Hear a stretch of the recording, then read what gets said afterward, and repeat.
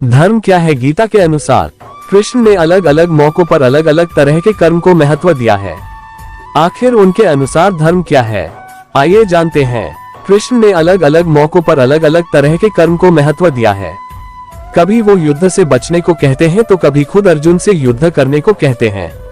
आखिर उनके अनुसार धर्म क्या है, आइए जानते हैं। धर्म क्या है? कृष्ण के जीवन में बहुत लोगों ने उनसे ये सवाल पूछा था। जब द्रौपदी का विवाह होने वाला था तो उन्होंने हर संभव कोशिश की कि द्रौपदी का विवाह 5 पांडवों से हो। उस वक्त द्रौपदी ने उनसे पूछा, आपको पता है धर्म क्या है? एक बार कृष्ण ने भीम से कहा था, हस्तिनापुर दुर्योधन के लिए छोड़ दो, चलो हम नया नगर बसाएंगे। इस पर भीम ने जवाब दिया, आप देशद्रोही हैं। मैं दुर्योधन को मार डालना चाहता हूँ और आप मुझसे ये कह रहे हैं कि मैं ये राज्य उसके लिए छोड़कर चला जाऊं, कहीं और जाकर अपना राज्य बसाऊं।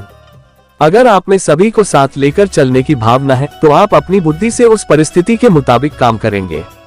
अगर आपकी मानसिकता सभी को साथ लेकर चलने की नहीं है, अगर आपकी सोच में तुम और मैं अलग अलग हैं, तो आप जो भी करेंगे वह गलत ही होगा।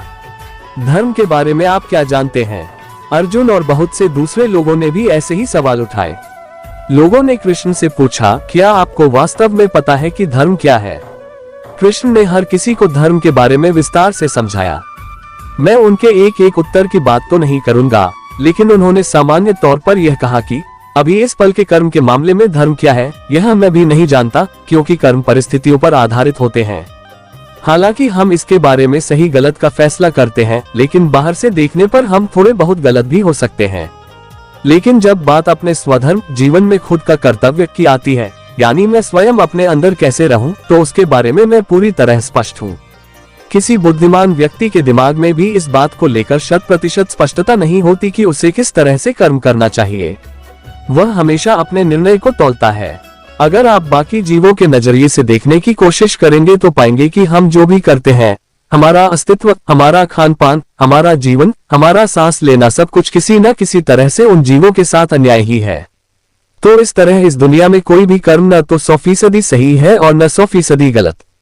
आपको बस ये देखना है कि आपके कर्मों से ज्यादा लोगों का भला हो और फिर उसी हिसाब से कर्म करिए। जब बाहरी क्रियाकलापों की बात आती है तो उस पल के लिए उचित निर्णय लेना ही धर्म है। कोई ये तय नहीं कर सकता कि क्या सही है और क्या गलत। जब कर्म करने की बात आती है तो 100% स्पष्टता सिर्फ एक मूर्ख या एक कट्टर इंसान के दिमाग में ही होती है। बाकी सभी लोग हमेशा अपने निर्णय को तौलते हैं कि क्या सही है और क्या गलत। कोई दूसरा तरीका ही नहीं है। इस सृष्टि की प्रकृति ही ऐसी है।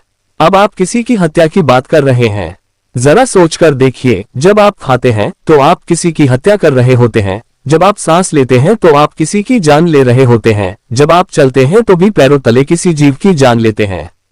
अगर आप ये सब नहीं करना चाहते तो आपका अपना जीवन खतरे में पड़ जाएगा और तब आप खुद की जान ले रहे होंगे। तो आप किस धर्म का पालन करेंगे?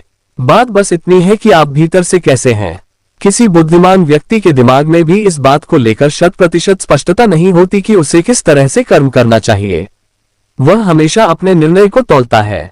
अगर आप में सभी को साथ लेकर चलने की भावना है तो आप अपनी बुद्धि से उस परिस्थिति के मुताबिक काम करेंगे।